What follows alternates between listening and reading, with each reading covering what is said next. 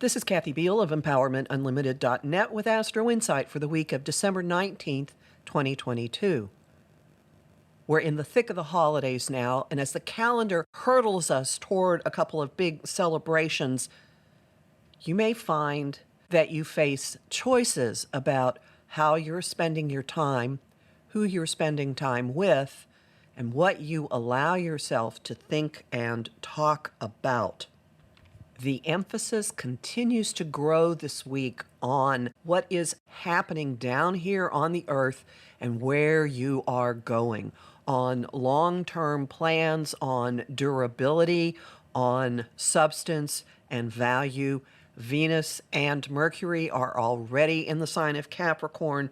This week brings the December solstice on the 21st, when the sun joins those two planets in the sign of Capricorn. In theory, that's pretty serious, somber, grown-up, focusing on what things cost and where they're getting us, focusing on goals and project managing life.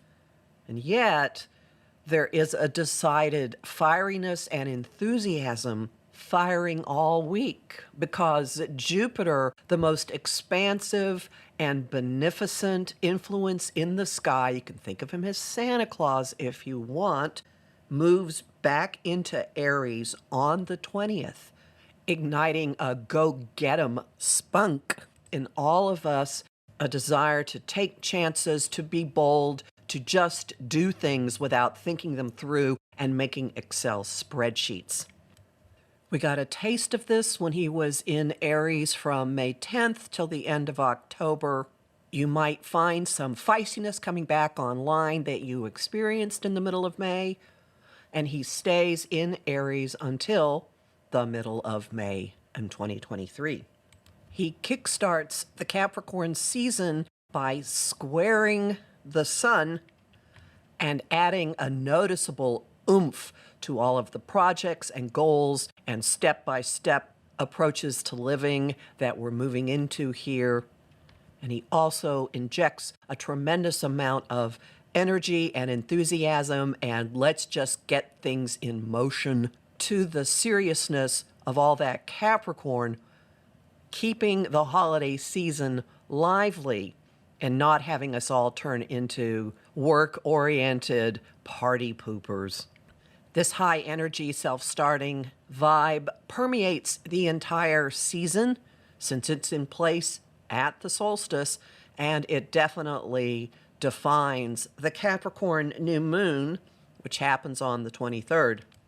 Even as we're celebrating Hanukkah, even as we're celebrating Christmas, even as we're making preparations for Kwanzaa, there is an excitement in us for what we're going to be capable of doing, an enthusiasm for what we're going to be working on and launching.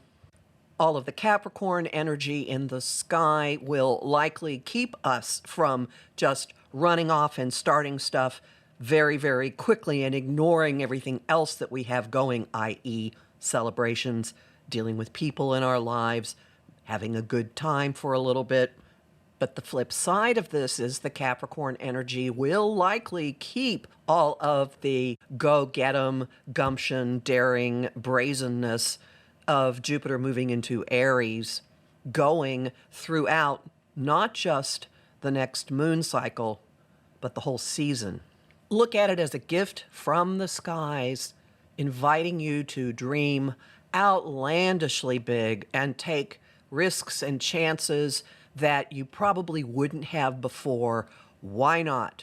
Why not? Why not reach, strive, dream, envision, go for something wild and exuberant and extravagant that you want to work on and create in your life?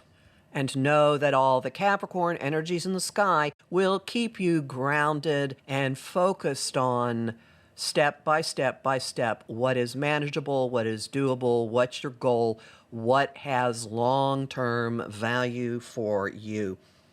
And you may get a very unexpected bit of insight into that as we go from the solstice to the new moon, when on the 22nd, Venus, which rules our social mode and also what we value, trines Uranus. Venus in Capricorn, wanting long-term stability, something of value that can be taken to the bank and relied on.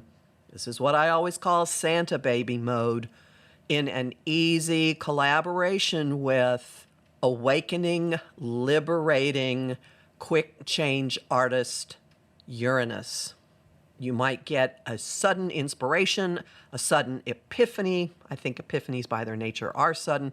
Breakthrough in a creative project, breakthrough in a financial situation, breakthrough in a desire, or in a formulation of a desire, or in a formulation of a desired goal. As this is all going on, there's a tiny bit of something pulling at the hem of your skirt or your pants saying, hey, hey, hey, I'm here. Look at me, look at me, look at me. As Mercury is in an uncomfortable semi-sextile with Saturn, you might be nudged to answer for your words or a message or a line of thinking. You might be nudged to step up and be mature about what you've been thinking, or perhaps not thinking, or perhaps avoiding, or perhaps not communicating. You will find if you actually face the nudge, even if you're wrapping presents when it shows up, you can dispatch it and get it out of the way so it doesn't continue to tug at you as the weekend goes on. All in all, this is an astonishingly productive week and also exciting week and liberating week, as if you're coming back online and have the drive and the desire and the gumption and the vision to go after some goals that have great, tangible, practical meaning for you. Oh, and also to be around people who have meaning for you. Homing thought of the week, often attributed to Goethe, could be that it was mistranslated. Regardless, whatever you can do or dream you can, begin it. The song of the week is Fight Song by Rachel Platten, and the image of the week is running shoes. You'll learn more about this in my forecast for the Capricorn new moon, which is already up at my site, empowermentunlimited.net, where you can sign up for my mailing list and book a session with me. I'm Kathy Biehl, a professional astrologer with more than 30 years' experience. I host the show Celestial Compass on Om Times Radio on the first and third Monday of every month at 5 p.m. Eastern. And this week, I am talking to my dear pal Donna Woodwell about what the skies have in store for us in 2023. Yes, indeed, it's 2023 astrological prediction time. I also host lively conversation on Facebook at Empowerment Unlimited and the group The Astro-Insight Lounge. I have lots of bonus content at patreon.com/Kathy Biehl, and I'm really grateful to the people who support my work there. I'm on Instagram at @KABiehl and on YouTube at the Professional Aquarian Channel. I wish everybody a happy, merry everything, and I'll talk to you next week.